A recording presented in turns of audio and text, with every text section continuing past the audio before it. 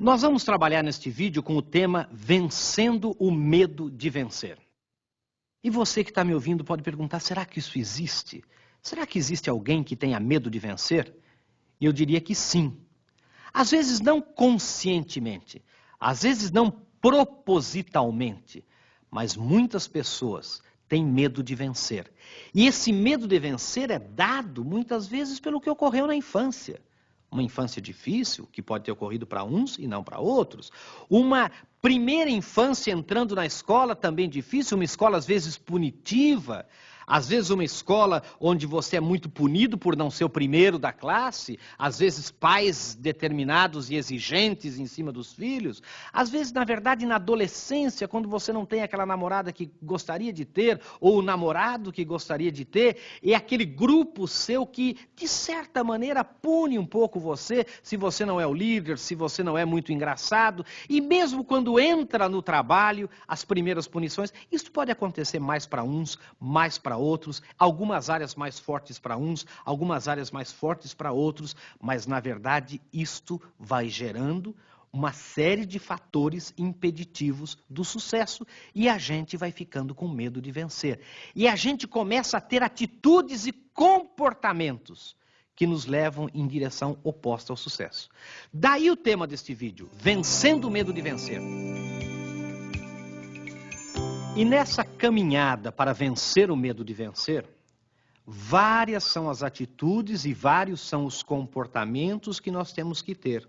Comportamentos, na verdade, que são impeditivos do sucesso e comportamentos que nos levam ao sucesso.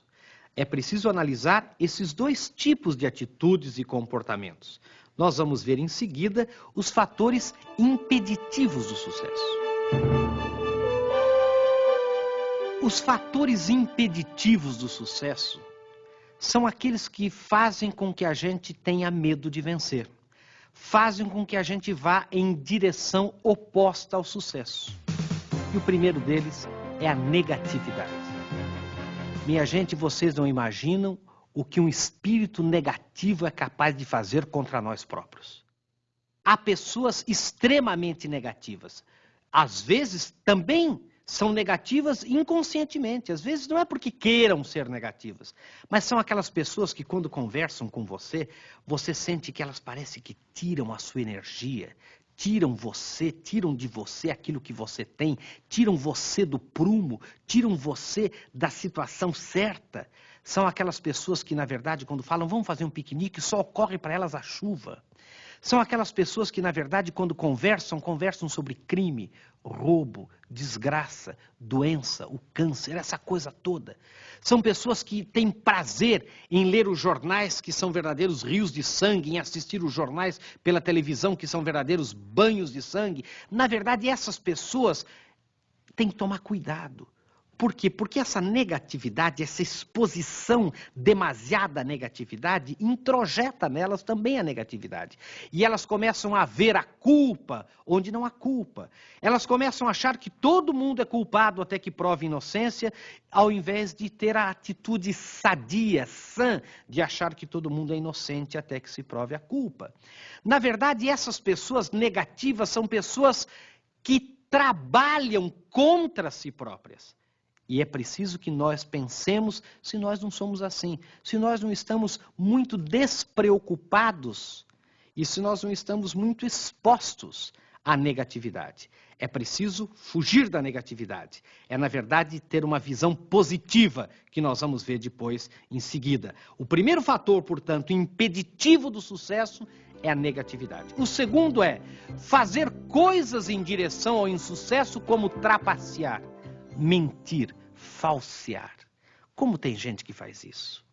Às vezes é um pouco da lei do Gerson. Eu quero levar vantagem agora, imediata, já, e eu minto, e eu trapaceio, e eu falseio com a verdade, e as pessoas percebem. As pessoas percebem pelo nosso olhar, as pessoas percebem pelo nosso tom de voz, as pessoas percebem às vezes pelos nossos poros que nós não estamos falando a verdade. E aí nós vamos em direção ao insucesso. Aí nós vamos em direção ao insucesso porque as pessoas deixam de confiar em nós, deixam de acreditar, de dar crédito para nós próprios. Qual é o terceiro fator? é a indecisão. Gente, hoje em dia é preciso ser decidido. É preciso não ficar em cima do muro.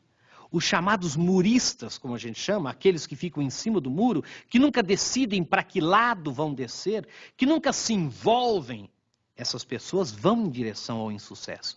Essas pessoas fazem coisas que dão a elas medo de vencer. Por quê? Porque não se envolvem, porque não se comprometem, porque vivem num processo de indecisão muito forte.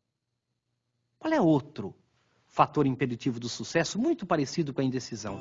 É o medo de correr riscos. Gente, viver hoje é arriscar. Viver hoje é correr riscos. Vejam os nossos funcionários. Quem é o melhor funcionário nosso? É aquele que corre riscos. É aquele que tenta, é aquele que procura acertar. É aquele que às vezes erra.